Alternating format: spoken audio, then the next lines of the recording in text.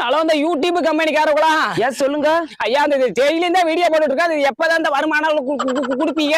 வீட்டுல விளக்கமா தடி வாங்கல சார் 3 மாசத்துல 10 மில்லியன் வியூஸ் போனாதான் சார் வருமானம் கொடுப்போம். ஐயா, அது 3 மாசமா முக்கினாலும் இது 3 மில்லியன் போக மாட்டேங்குது. 10 மில்லியன் எங்க போறது? டீச்சர் அளவுக்குனாலும் போட்டு விடுங்க. இல்ல சார் 10 மில்லியன் வியூஸ் போனாதான் கொடுப்போம். ஐயா சாமி, கோச்சுக்காதீங்க. இது இஎம்ஐ வேற கட்டணும். கை மாத்தா ஒரு 20,000 ரூபாய் மாத்தி விட்டீங்கன்னா கொண்டாடி பிள்ளையோட நல்லா இருப்பீங்க சாமி. அப்படியெல்லாம் கொடுக்க மாட்டான் சார். நீங்க வேணா பேஸ்புக் ஓனர் வேணா கேட்டு பாருங்க. யாவர்ட்ட ஆல்ரெடி கேட்டுட்டேன். மகளுக்கு ஏதோ திரட்டி வச்சிருந்தாரா, அது கையில இருந்த காசு போனா செலவாயிருக்குன்னு இருக்குது. நீங்க மனசு வச்சா பண்ணலாம் சாமி. பண்ணுங்க.